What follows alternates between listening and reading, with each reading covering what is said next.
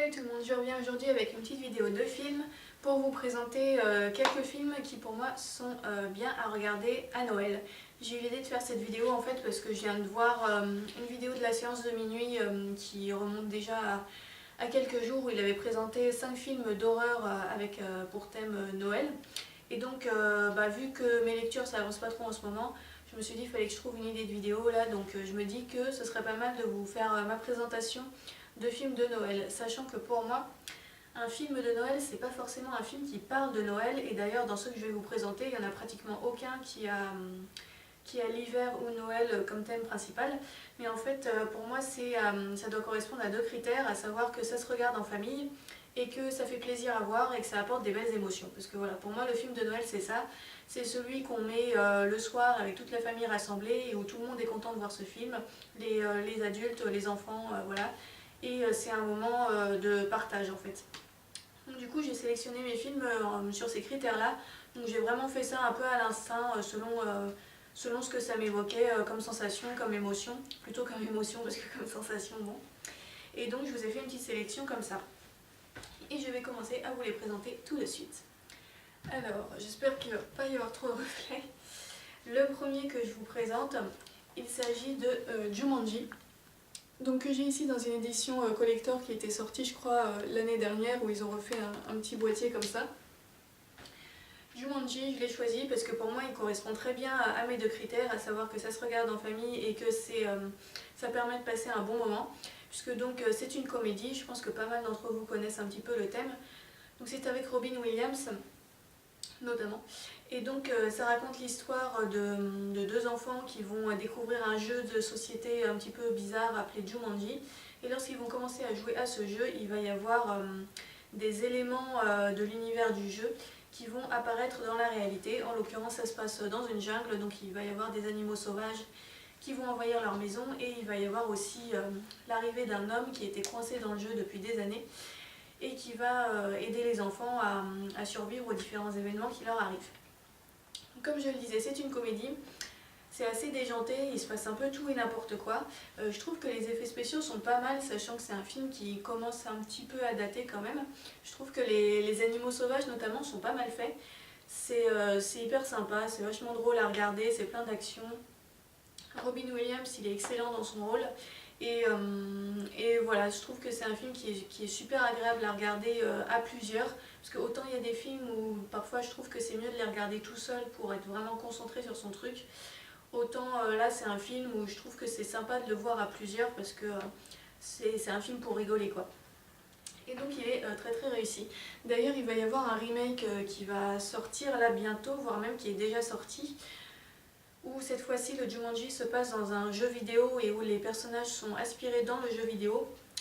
Donc c'est avec des acteurs, j'ai oublié son nom mais il y en a un qui joue dans Fast and Furious notamment. Donc je vous avoue que ce remake, je n'ai pas l'intention d'aller le voir parce que j'ai vu la bande-annonce et bon, ça m'a pas l'air extraordinaire et je pense que ça risque d'être très très en dessous de la version originale, donc voilà, je préfère m'en tenir à cette version-là personnellement. Alors deuxième film que je vous présente, encore une fois une comédie mais dans un genre un petit peu différent. Il s'agit de Qui veut la peau de Roger Rabbit. Je crois que c'est de Robert Zemeckis. Donc mélange entre film d'animation et film normal si je puis dire. Donc on a des personnages de cartoon qui apparaissent dans le monde réel. Bon là encore c'est hyper connu. C'est un film absolument culte. Alors moi je me rappelle que quand je l'avais vu quand j'étais petite la première fois ça m'avait fait un peu peur parce que des fois il y avait des scènes, il y a des scènes qui sont un peu spéciales des fois, mais bon ça reste quand même du très grand public. Et puis c'est un film qui est tellement étonnant que je trouve que là encore c'est sympa de le voir à plusieurs, de le voir tous ensemble. Parce que voilà, il se passe, c'est encore plein de rebondissements, il se passe beaucoup de choses, c'est assez drôle. Et puis c'est vraiment un film surprenant. Je connais pas d'autres films qui soient vraiment dans le même style que celui-là, qui ressemble vraiment à celui-là. C'est un des films les plus originaux que je connaisse personnellement. Et donc voilà, j'avais aussi envie de le présenter sur la chaîne. Et je trouve que c'est un film sympa à regarder en famille pour Noël. Voilà. Troisième film que je vous montre. Alors celui-là ne correspond pas tout à fait à mes deux critères, je pense, puisque pour le regarder en famille, je pense qu'il vaut mieux pas avoir de trop jeunes enfants, parce que là, pour le coup, ça risque de les ennuyer. Mais c'est un film qui m'évoque beaucoup Noël, même si ça ne parle pas du tout de ça. Il s'agit de Amadeus, donc le film sur Mozart, très très connu. Je pense que ça m'évoque Noël parce que c'est un très très très beau film, au niveau visuel, au niveau des musiques, au niveau des émotions, tout est très beau dans ce film. Il n'y a pas d'autre mot, c'est un film qui est beau tout le temps, partout. Voilà. Alors c'est pas forcément hyper joyeux, il y a quelques scènes qui sont drôles, mais dans l'ensemble c'est un film qui est plutôt dramatique, qui est assez triste par moments. Mais je trouve qu'il apporte vraiment des très très belles émotions. Et là encore, bon, comme je le disais, pour les jeunes enfants, ça risque de les ennuyer un peu, mais là encore, je trouve que c'est quand même bien adapté à un assez large public. Et ouais, c'est un film qui est tellement magnifique que en fait, ça m'évoque Noël de par sa beauté, quoi, tout simplement. Et puis, c'est un de mes films préférés, accessoirement, donc je pense que c'est bien de de le faire découvrir à sa famille et de le revoir soi-même de temps en temps. Donc voilà, j'avais envie de le citer dans cette liste. Et en tout cas, ça peut faire aussi un beau cadeau à offrir, faute d'éventuellement regarder. Ensuite, un petit film d'animation français. En fait, c'est pas vraiment un film. Il s'agit de Dragons et Princesses de Michel Oslo. C'est un ensemble de courts-métrages. Donc Michel Oslo, c'est celui qui a réalisé Kirikou, notamment, ainsi que Azur et Asmar. Donc là, c'est un petit peu moins connu parce que c'est des courts-métrages, donc ça n'a pas eu le même retentissement que Kirikou, par exemple. Mais c'est un petit recueil que je trouve vraiment super sympa. C'est à la fois très drôle, il y a quelques scènes qui m'ont vraiment fait rire là-dedans. Et puis c'est super super beau visuellement. Je sais pas si on voit très bien là, mais c'est ce type de dessin. Donc c'est des dessins en ombre chinoise sur des fonds colorés. Et donc c'est plusieurs petites histoires avec des thèmes fantastiques, merveilleux, où il y a des créatures de légende, où ça se passe dans des contrées lointaines. Voilà, c'est très dans l'ambiance. C'est très dans l'ambiance merveilleuse, féerique. Donc encore une fois, visuellement, c'est vraiment très très très beau. C'est très sympa à regarder. Là, pour le coup, c'est bien adapté aux jeunes enfants aussi, parce que c'est des petites histoires assez courtes. Et je trouve que c'est une petite pépite, ce recueil de courts-métrages. Même si j'aime beaucoup aussi les longs films de Michel Oslo, comme Kirikou et autres. Mais je crois que j'ai une préférence quand même pour ces courts-métrages, parce que je les trouve super percutants. Et puis vraiment, il y a une qualité narrative, il y a une qualité esthétique auquel je suis très sensible personnellement. Et c'est aussi pour ça que j'avais envie d'en parler sur la chaîne, en plus du fait que je trouve qu'ils sont très adaptés pour regarder en famille pendant les fêtes. Voilà, c'est très agréable. Ensuite, bon alors celui-là c'est le seul film qui parle de Noël que je vais vous présenter, je pense. Il s'agit évidemment de L'étrange Noël de Monsieur Jack.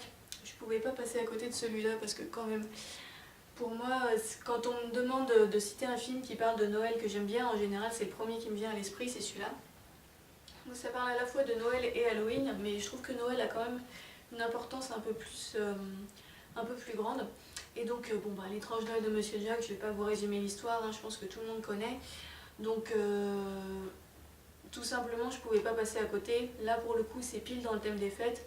C'est adapté à tous les types de publics, c'est super bien et c'est un de mes films préférés, donc voilà, il fallait que je le mette dans cette liste. Ensuite, un film d'animation japonais. Il s'agit de Le voyage de Chihiro de Hayao Miyazaki. Alors, les films d'animation japonais, j'aurais pu en citer plusieurs dans cette liste de films pour Noël parce que je trouve qu'ils ont quasiment tous, notamment les films de Hayao Miyazaki, pas forcément tous les films japonais évidemment, mais parmi ceux que j'ai dans ma bibliothèque notamment, je trouve qu'ils ont quasiment tous l'ambiance d'un film de fête pour moi parce que c'est très très beau. Là encore, c'est adapté à un large public, c'est plein de poésie, c'est plein de belles émotions, donc voilà. Et il fallait que j'en choisisse un. J'ai choisi Le voyage de Chihiro parce que pour moi c'est l'un des plus abordables, puisque si on compare par exemple avec Princesse Mononoke, c'est très beau aussi, mais c'est pas forcément adapté à un très jeune public parce que c'est quand même un peu violent. Le château dans le ciel, il est très bien, mais il est un petit peu long. Moi je pense que si je l'avais vu en étant jeune, je me serais peut-être un peu ennuyée devant. Donc voilà, pour les autres, en fait, à chaque fois, il y avait un petit truc où je me disais que, bon, voilà. Et Le Voyage de Chihiro, finalement, c'est celui qui m'a semblé le plus adapté pour mettre dans cette liste, parce que il est très captivant, je pense, à tous les âges. Il y a une très très belle ambiance, un très bel univers. C'est assez drôle par moments, il y a aussi d'autres moments aussi tristes, il y a des moments où voilà, il y a beaucoup d'émotions qui sont condensées dedans. Et puis voilà, c'est encore un film que j'aime énormément, qui est sympa à revoir plusieurs fois, parce qu'il y a des films, on les voit une fois et puis ça y est quoi, c'est fini, on n'a plus forcément envie de les revoir. Celui-là fait partie de ceux dont personnellement je ne me lasse pas, je peux les revoir 5, 6, 7 fois. J'aime toujours autant et donc c'est pour ça que pour moi c'est un film qui est bien adapté pour les fêtes aussi. Ensuite, une petite comédie que j'avais envie de citer parce que je pense que c'est ma comédie préférée, ou en tout cas à la première ou deuxième place parce qu'elle est un peu en concurrence avec Shaolin Soccer, je vous avoue, mais il s'agit de Astérix et Obélix Mission Cléopâtre. Donc là, bon, je pense que si vous aimez le cinéma français, vous devez forcément connaître cette comédie. Donc voilà, pour moi c'est le film le plus réussi de Alain Chabat parmi tous ceux que j'ai vus. Là j'ai vu qu'il en sort un nouveau qui s'appelle Santa and enfin Santa et compagnie, bon bref.